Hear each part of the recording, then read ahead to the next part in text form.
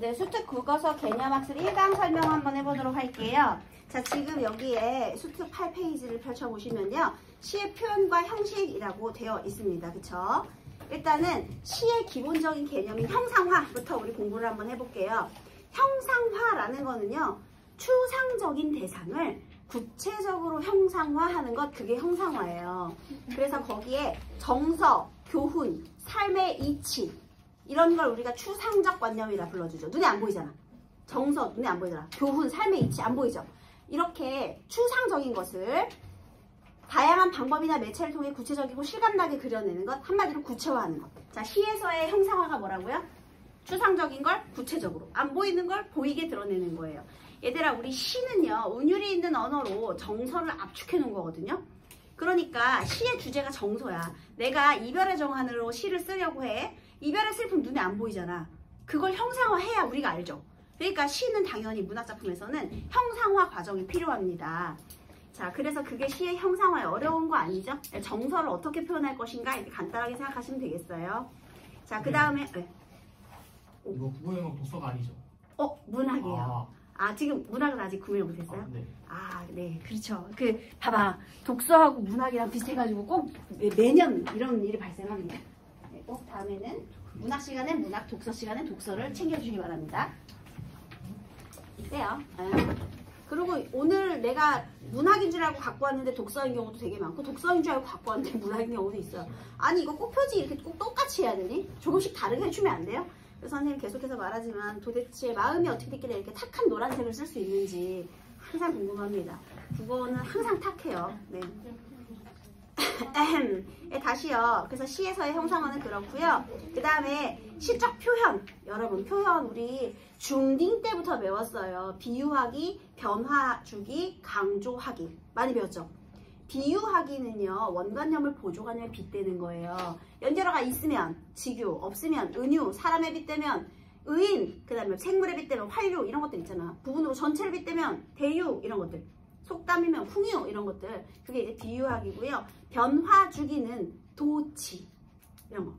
그죠? 그 다음에 강조하기는 뭐가 있겠니? 반복, 이런 거. 그 다음에 설의법을 통해서도 또 강조를 할 수가 있죠. 그러니까 너네들이 알고 있는 그 표현 방법들이 형상화의 방법이 되는 거예요. 그 다음 시적 표현의 여러 가지 효과, 이거 다 좋은데요. 여기에 네 번째 것만 좀 볼게요. 네 번째 점. 상식적인 생각을 뒤집거나 깨뜨림으로써 지적 충격을 준다. 이런 표현 방법 하나 기억해 두겠습니다. 상식을 뒤집어서 지적인 충격을 주고 있다. 이런 것들도 한번 읽어보시고요.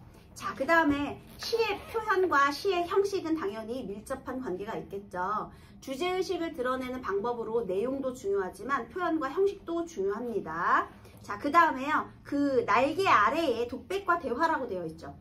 너네가 생각했을 때 독백은 혼자 말하는 거고 대화는 둘이 같이 말하는 거잖아요. 그런데 거기 두 번째 줄부터 볼게요. 대화는 청자를 향해서 하는 말이다. 따라서 상대방을 상정하고 하는 질문, 명령, 부탁, 위로, 격려의 말은 형식적으로 대화, 체에 해당이 된다.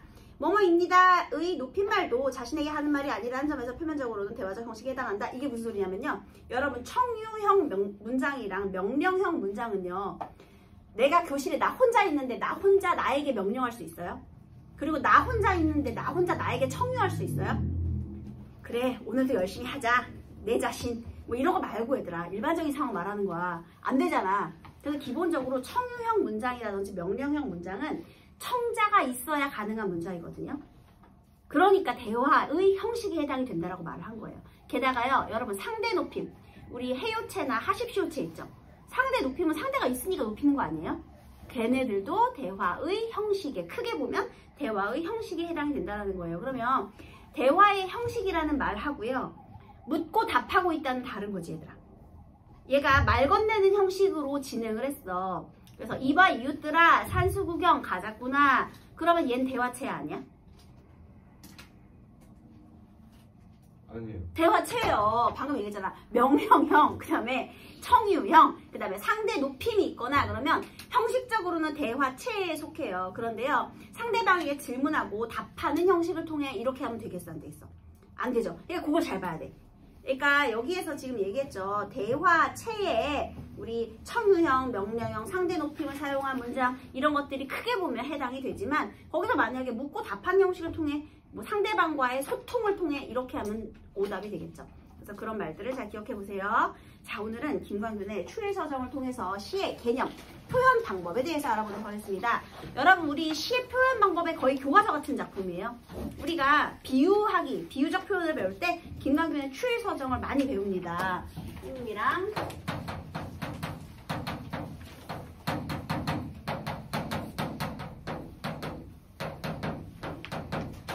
해볼게요. 자, 먼저 작가 소개부터 한번 해볼게요.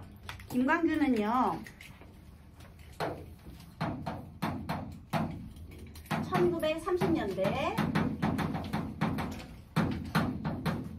모더니즘을 대표하는 시인이고요. 30년대 모더니즘입니다. 30년대의 근대화는 누구에 의해 주도가 됐나요? 일본. 그러면 근대화를 바라보는 시각이 나쁠 수밖에 없지.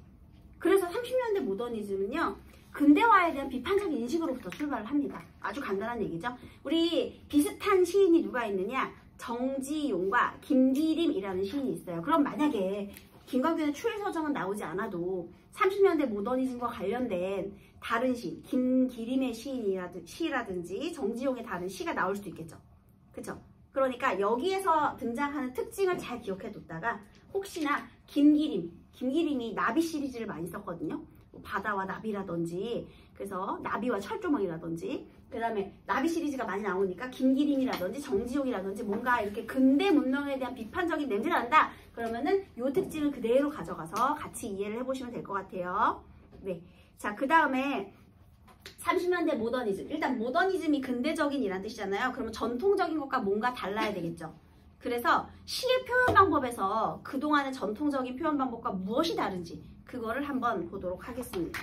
자, 일단 우리 행만 구분이 되어 있고 연 구분은 없어요. 그쵸? 그래서 요거를 한번 읽고 선생님이랑 같이 공부해 봅시다. 근데 이걸 한번 읽어야 되거든요. 근데 선생님이 여기 위주를 그을 동안 미안하지만 승현이가 한 번만 작품을 한 번만 읽어주세요. 고마워요. 이거요? 네. 낙엽은 폴란드 망명 정부의 집회 포화에 이지러진 부른시의 가을 하늘을 생각게 한다. 길은 한 줄기 구겨진 넥타이처럼 풀어져 일광의 폭포 속으로 사라지고 조그만 담배 연기를 내어 뿜으며 새로 두 시의 급행차가 그를 달린다. 포플라 나무의 근골 사이로 공장의 지붕은 흰 이빨을 들어 내인 채 한가닥 구부러진 철책이 바람에 나부끼고 그 위에 새로 방지로 만든 구름이 하나 자욱한 풀벌레 소리 불길을 차며 그걸로 상냥한 생각 버릴 것 없이 없어 호강에 띄우는 돌팔매 하나 기울어진 풍경의 장막 앞쪽에 고독한 단어는 긋고 잠기어 간다. 네, 잘 읽어주었습니다. 일단은 자유시, 서정시, 갈래에 해당이 되고요. 그 다음에 이 작품의 특징은 이거 정리하면서 선생님 옆에다가 같이 정리 한번 해볼게요. 일단 뭔지 한번 봐야 되겠죠. 일단 낙엽은 폴란드 망명정부의 집회래요. 선생님이 지금 아까 무슨 말을 했냐면 처음에 김광균의 추리서정은 표현 방법에 거의 교과서 같은 작품이다 이런 말을 했어요. 낙엽은 폴란드 망명정부의 집회이다. A는 B. 우리 이런 표현 방법 뭐라고 해요? 은유죠. 여러분 참고로 비유와 상징이 뭐가 다르죠? 비유는 원관념을 보조관념에 빗댄다는 점에서 비유와 상징이 마찬가지인데요. 원관념과 보조관념의 관계가 1대1, 그러니까 A가 B가 되면 비유라고 하고요. 원관념과 보조관념의 관계가 다대1, 그러니까 원관념이 여러 개고 보조관념이 하나인 경우, 예를 들면 너네 물 그러면 어떤 상징적인 이미지가 떠올라요? 물. 깨끗, 순수, 생명, 그 다음에 뭐 어떻게 죽음, 정화 이런 의미도 있죠. 물에. 봐봐, 지금 내가 원관념 되게 많이 말했지. 물이라는 보조관념 하나에 이렇게 여러 가지 의미가 있는 것을 상징이라고 하고요. 이렇게 A가 B로 연결되는 거. 보조관념과 원관념이 1대1로 연결되는 걸 우리가 비유라고 해줍니다. 근데 그 중에서도요. 비유하기 중에서도 이 연결어가 직접적으로 드러나 있으면 직유, 연결어가 직접적으로 드러나 있지 않으면 은유라고 하는 거예요. 그래서요. 거기 10페이지에 3번 보기예요. 역시 추일서정하면 무조건 이 표현 방법이 중요하거든요. 선생님이 작품에서 가장 중요한 특징들을 암기해둬라 라는 말을 했잖아요. 얘는 무조건 표현 방법이야. 원관념을 그와 유사성이 있는 다른 대상인 보조관념에 빗대어 표현하는 것을 비유라고 한다. 원관념을 보조관념에 빗대어 표현하는 것이 비유예요. 그중 직유는요. 주로 뭐뭐 가치처럼 이렇게 연결어를 포함해서 원관념과 보조관념의 유사성을 직접적으로 전달하는 것이고요. 또 대개 A는 B다, A의 B 같은 형식을 사용하는 은유는 문맥상의 암시를 바탕으로 그러니까 간접적으로 비유적인 의미를 전달을 한답니다.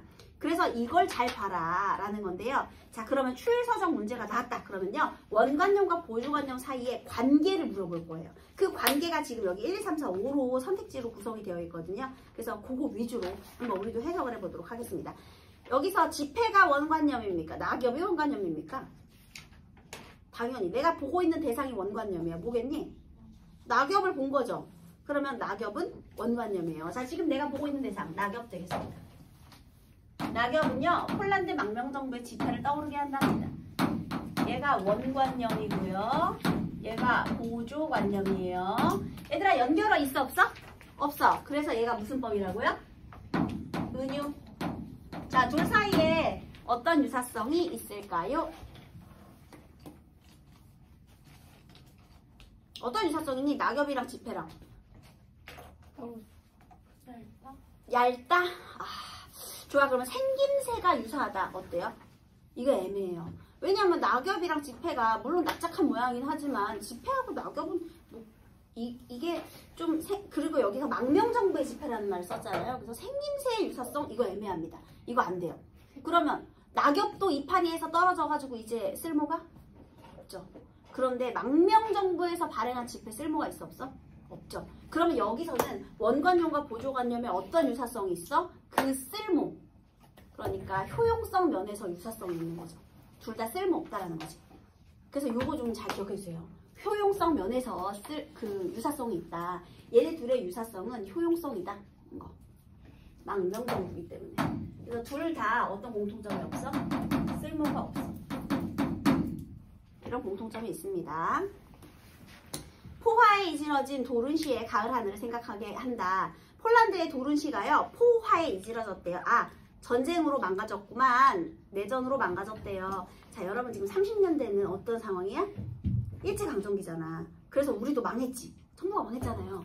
그래서 지금 우리 저기 상해 임시정부 막 이렇게 망명하고 있잖아요. 그러니까 우리나라의 상황도 이런 상황이랑 비슷하니까 여기다 끌어왔겠죠.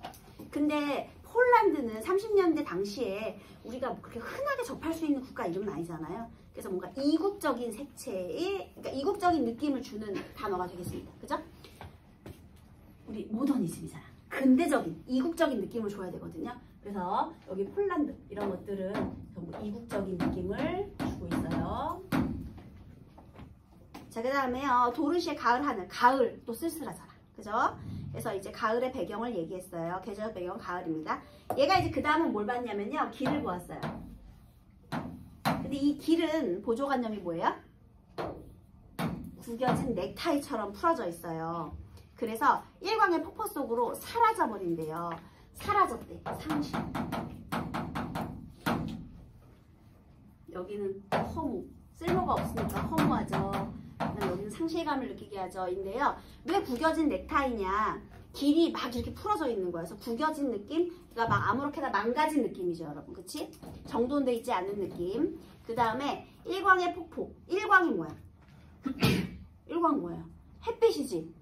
햇빛이 가을에 막 쏟아지는 장면입니다. 그러면 이 햇빛도 본 거죠. 길과 햇빛을 본 거예요. 길에 쏟아진 햇빛을 맞고 그것을 폭포에다가 빗댄 거죠. 그래서 이렇게 원관념과 보조관념. 어떤 게 원관념인지 알아야 돼요. 여러분 어떤 게 보조관념이고요. 또 조그만 담배 연기를 내어 뿜으며 세로 2시에 급행열차가 들을 날린다. 여기서요 담배 연기를 내뿜으면 세로 2시의 급행차가 들을 달린다라고 했어요. 내가 본 게 담배 연기니 급행차니? 급행차죠. 급행열차. 급행열차가 내뿜는 급행열차의 연기가 담배 연기가 된 거죠.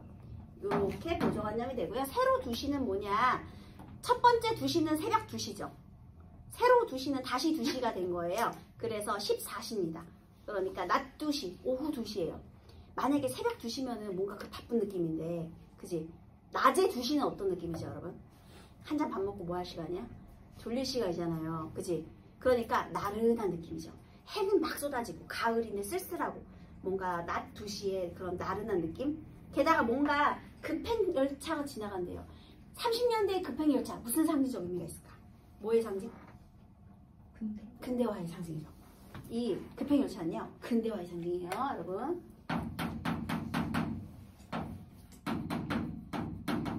그래서 30년대에 막 근대화가 일어났어.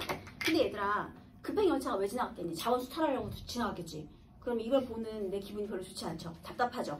그러니까 담배 연기 같은 연기를 내뿜겠죠. 그죠? 네, 그 다음에요. 공장의 지붕은 흰 이빨을 드러낸 채. 그 다음 본 건 뭐예요? 공장을 봤죠. 공장이 특히 지붕을 보았죠. 여러분, 공장도 뭐의 상징입니까? 근대화의 상징이죠.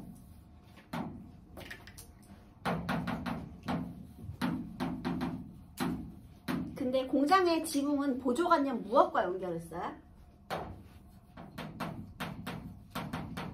여러분 그거 아세요? 이빨은 짐승한테 쓰는 표현이에요. 이 또는 치아, 이건 사람의 이를 말하는 거고요. 짐승의 이는 이빨이라는 표현을 쓰거든요.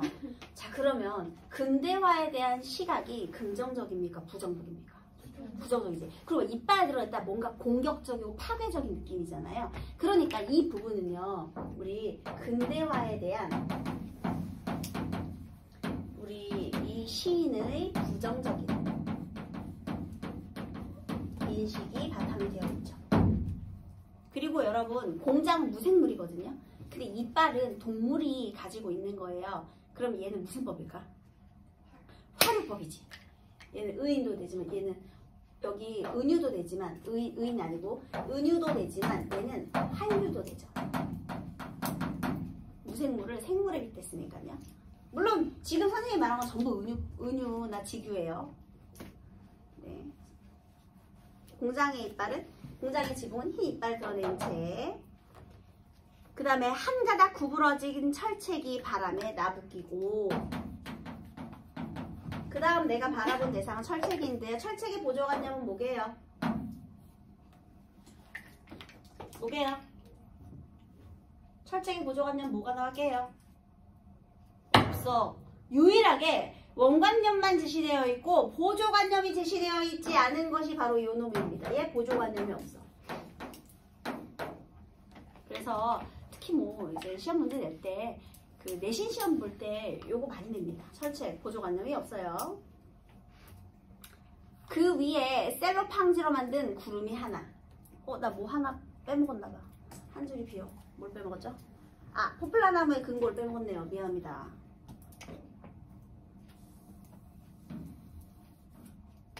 공장의 지붕은 흰 이빨을 드러낸 채 한 가닥 철책했고요. 철책이 바람에 아니죠. 아이고, 급행차 밑에. 네, 진짜. 여기 밑에요, 여러분. 미안합니다. 포플라나무 여기다 쓸게요. 포플라나무의 근골이라는 표현을 써주는데요. 이것도 중요하거든요.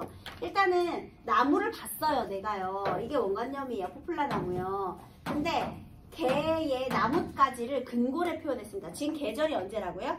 가을이죠. 그럼 이파리가 다 떨어났겠지. 그래서 앙상하게 남은 나뭇가지를 뼈대, 근육과 뼈라고 표현을 했어요. 나무는 원래 근육이랑 뼈가 있니, 얘들아? 아니지. 그런데 어쨌든 무생물을 생물에 표현했으니까 얘도 화류라고 해도 되는데요. 원래 없는 개념을 얘 서로 연결을 했잖아요. 그래서 생경하고 낯선 이미지에 비유다도 괜찮습니다, 여러분. 왜냐하면 원래 나무는 가지고 있지 않은 속성이잖아. 뼈하고 뼈하고 근육이라는 것은.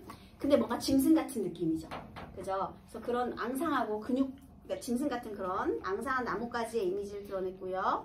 그 다음에 또 공장의 지붕이 흰 이빨을 드러냈고, 그 다음에 한 가닥 구부러진 철책이 나부끼고, 그 다음에 그 위에 너네 셀로판지 뭔지 알지? 그죠?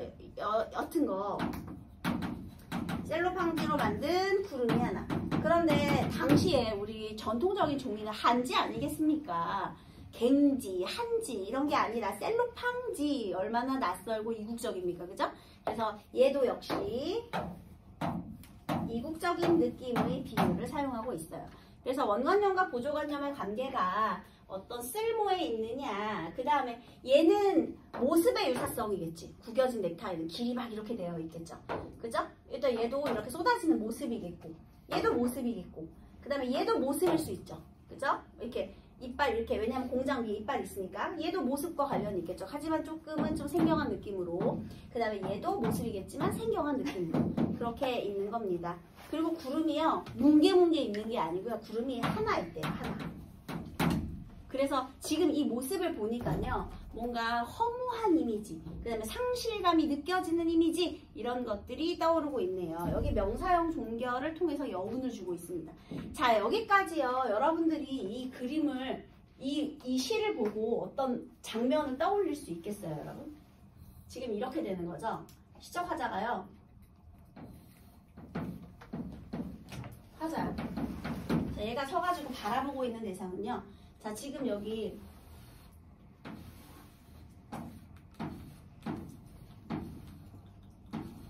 이제 여기 뭐 있다고 해봅시다. 얘가 포플라 나무라고 한번 해볼게요. 얘가 포플라 나무예요. 근데 여기에 낙엽이 떨어지고 있어요. 자, 제일 처음에 본 것은 낙엽이죠. 낙엽은 이 폴란드 망명 정부의 지폐로 그 가을 하늘 떠올리게 했고요. 그 다음에 여기서 이어지는 저 길이, 여기서 이렇게 길이 있었겠죠. 근데 구겨진 넥타이처럼 풀어져서요.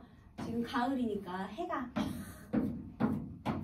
쏟아지는 저기로 사라지는 것 같은 그런 느낌이 들었고요. 그 다음에 저기 들판에 뭐가 지나가고 있냐면, 우리 담배 연기를 내뿜는 것 같은 급행 열차가 지나가는 거예요. 1왕, 그 다음에 열차. 네, 그 다음에 또 여기서 뒤를 보니까요, 이 포플라 나무의 근골 사이로 보이는 저 뒤에 있는 공장지대. 그 공장지대에 흰 이빨, 이 공장의 지붕이죠. 그 다음에요, 여기 철책. 왜 우리 공장지대에 이런 거 이렇게 달려있잖아요. 이게 철책이죠. 그래서 철책이 이렇게 구부러져가지고 이렇게 좀 뭔가 공격적인 느낌을 주고 있네요. 그쵸? 그래서 요거 보고요. 그 다음에 저 하늘에는요, 셀로판지로 만든 구름이 하나. 그러니까 막 뭉게뭉게 예쁜 구름이 있는 것이 아니라 그냥 뭔가 힘없어 보이는 이 구름 하나, 이렇게 셀로판지로 만든 구름 하나 이렇게 걸려있대요. 지금 얘가 이제 본 대상들이죠. 그럼 여러분 시상의 전개 방식 한번 떠올려보세요. 일단 이 작품은요, 회화적이고요. 그림이 그려지잖아요. 시각적인 이미지가 두드러지죠, 여러분. 감각적이고요. 그 다음에 추일 서정의 제목 한번 볼래요? 가을에 느끼는 개인적인 정서예요. 내 개인 느낌이거든요. 서정이 내 느낌이거든요. 서정, 내 느낌? 주관적인 정서를 서정이라고 하죠. 그러니까 가을에 느끼는 내 느낌, 가을의 내 느낌이야. 그러니까 당연히 서정인데, 여기에서요, 현대 문명에 대한 비판적인 인식을 바탕으로 하고 있잖아요. 그래서 주지적입니다. 뜻이 있어요. 모더니즘 시는 주지주의 시예요, 여러분. 이미지를 통해서 어떤 비판 의식을 드러내니까요. 네, 그 다음에 우리 특징을 살펴보니까 일단 시선의 이동에 따라서 시상 전개가 이루어지고 있고요. 그 다음에 또 어떤 특징이 있어요, 여러분? 굉장히 다양한 참신하고 또는 생경한, 낯설다는 뜻이에요. 생경한 비유를 사용하고 있죠. 라는 것은 감각적. 이거 있고요. 네, 자, 그 다음에요. 여기까지가 내가 지금 바라보고 있는 대상이었잖아요. 그래서 이 부분이 지금 선경이거든요. 그리고 나서 나서 그 모습에 대한 나의 느낌을 후정으로 드러낼 거예요. 얘는 또 선경후정의 정서도 드러나고 있습니다. 선경후정의 구조. 되겠죠? 네. 그래서 한번 그 정서를 한번 볼게요. 어떻게 되느냐. 자욱한 풀벌레 소리 발길로 참여.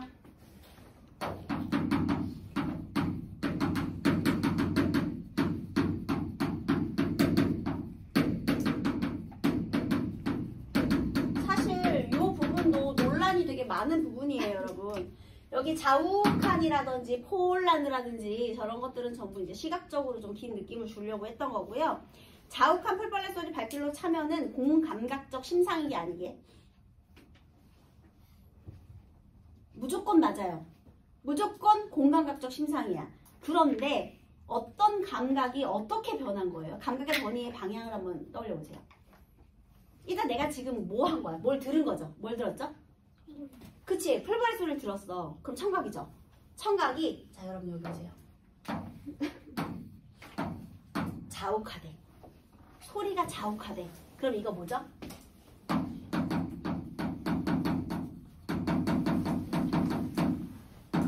청각을 시각화니까 감각의 전이가 맞죠? 공감각적 심상이 맞아요. 그런데요, 이 뒤에 부분, 풀벌레 소리를 발길로 찾다, 이 부분에 대한 논란이 굉장히 많이 있어요. 일단 이번 수특에서는 이것을 공감각으로 인정을 했네요. 이 해설을 보니까. 근데 발길로 찾아를 촉각으로 해서 청각의 촉각화, 지금 이렇게 소개를 하고 있거든요. 근데 이거를 그냥 주관적인 변용으로 해석하시는 분들도 되게 많아요. 그게 뭐냐면 어떤 사물의 특징이 있잖아. 소리라는 거는 내가 찰 수 있는 대상이 아니죠. 근데 이제 찰 수 있는 대상으로 했다. 주관적 변용이 그거예요, 여러분. 우리 추상적 관념의 구체적 시각화처럼 그 동짓달 기나긴 밤에 허리를 잘라내가지고 접었다 폈다 할 수 있는 걸로 이렇게 바꾸는 거 있잖아요. 사물의 개념을 바꾸는 걸 주관적 변용이라고 하거든요. 그래서 소리를 발길로 찾다, 이 부분은 주관적인 변용, 의미의 주관적 변용이라고도 하고요. 또는 이거 그냥 청각의 촉각화로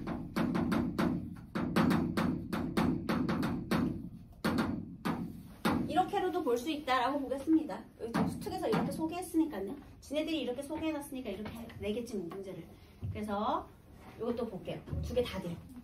그러니까 어쨌든 감각의 전인 맞아. 풀벌레 소리가 자욱하니까. 자욱한 풀벌레 소리를 발길로 차며. 풀벌레 소리가 자욱하다는 건 밑에 깔려있다는 거죠. 침전되려면 가만히 있어야 되거든요. 얘 지금 뭔가 상실감이 느껴지고 적막하지. 황량하잖아, 느낌이. 그지? 약간 폐허 같은 느낌도 있고요. 그래서 황량하니까 소리가 깔린 거야. 근데 내가 여기서 벗어나고 싶어. 그래서 그 소리를 발길로 찬 거야. 저로 가라고. 듣기 싫어! 절로 가! 이런 느낌이지. 근데 와 싫어! 절로 가! 이런 느낌으로. 그래서 발길로 찼어요. 그 다음에 발길로 차며 호올로, 여러분 여기 홀로 대신 호올로 했네요. 이런 건 이제 시적 허용이 되겠죠. 시적 허용. 황량한 생각 버릴 곳 없어. 여러분 시적화자의 정서가 직접적으로 드러나고 있다, 간접적으로 드러나고 있다. 뭐가 맞아요? 직접적으로. 왜? 무엇 때문에? 바로 이것 때문에. 얘가 본인이 황량한 생각이라고 표현을 해줬잖아요. 뭐가 황량해? 이게 전부 다 황량한 거죠. 내가 이걸 보고 황량한 생각이 들었다. 본인의 정서를 직접 표출해 붙은 부분이죠. 황량하대요, 여러분. 황량한 생각 버릴 곳 없어. 허공에 띄우는 돌팔매 하나. 아, 얘가 그래서요. 돌팔매 하나. 내가 지금 여기서 봤잖아요. 여러분 봤어요. 그런데 내가 여기서 돌팔매, 돌을 왜 던졌을까? 선생님이 밤에 가끔 집에서 혼술을 좀 하거든요. 굉장히 행복한 시간입니다, 여러분. 절대 고독한 시간이 아니에요. 나만의 시간이고 하루 보상받는 느낌이랑 굉장히 좋아합니다. 맥주를 따가지고 이렇게 휘 하는 소리를 선생님이 되게 좋아하거든요. 근데 여러분 가끔 굉장히 즐거운 시간인데 가끔 되게 심심할 때가 있어요. 그럼 선생님이 AI와의 대화를 자주 시도하거든요. 그래서 우리 집 스피커 이름은 짱구예요, 여러분. 그래서 짱구야, 뭐 재밌는 얘기해줘. 짱구야, 내일 날씨는 어때? 뭐 짱구야, 랩해줘. 짱구야, 너 개그 아니? 또 막 말을 많이 해요. 근데 물론 대화가 아직은 잘 안 되더라고요. 제가 잘 못 알아들었습니다. 이런 얘기를 많이 해요. 그래서 여러분들이 발전시켜주면 좋을 텐데, 자, 어쨌든 간에 내가 거기서 자꾸 짱구한테 말을 거는 이유는 뭐야? 적막감에서 벗어나기 위한 거죠. 내가 지금 이 황량한, 지금 얘가 이거를요, 황량한 생각이라고 표현했어요. 황량해요. 그런데 이 황량함에서 벗어나기 위해서 얘가 뭔가 변화를 주고 싶은 거야. 그치? 일단 낙엽이 떨어지니까 뭐 하강이고요. 여기 길도 사라졌죠. 소멸이고요. 하강하고 소멸하는 이미지 속에 내가 뭔가를 위로 솟아서 던졌어요. 자, 그럼 돌팔매는요, 이 황량한 생각에서 벗어나기 위한 노력이죠.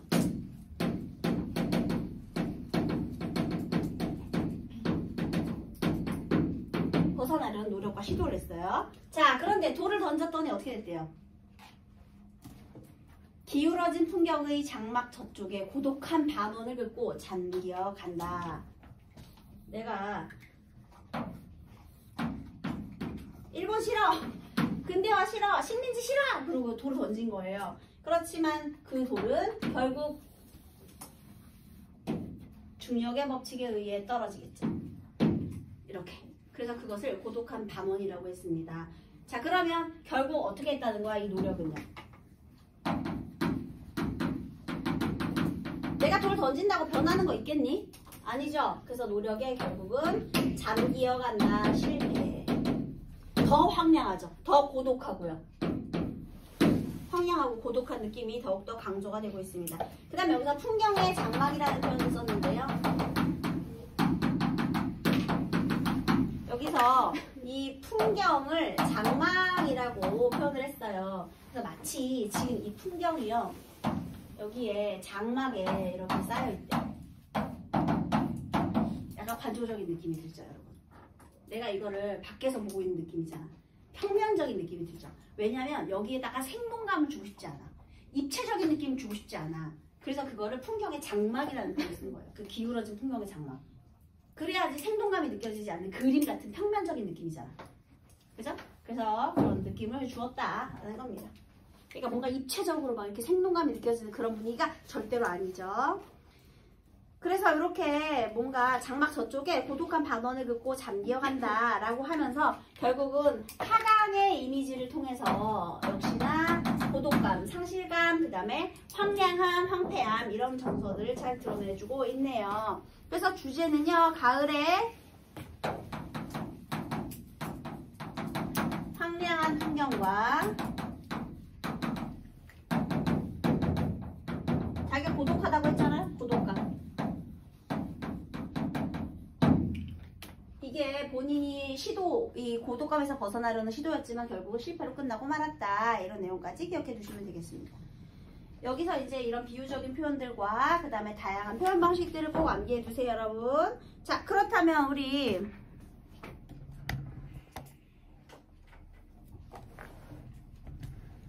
조금 이렇게 할게요. 끝에만 지내 보여주게.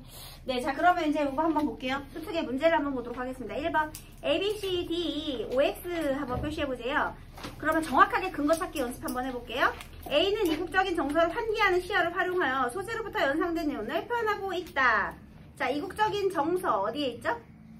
폴란드. 그죠? 그래서 소재로부터 연상된 내용. 망했다. 쓸모없다. 그래서 맞네요. B는 대비되는 색채어를 사용하여 계절적 배경에 따른 자연의 변화. 여기서 대비되는 색채가 있나요? 없죠. 그죠?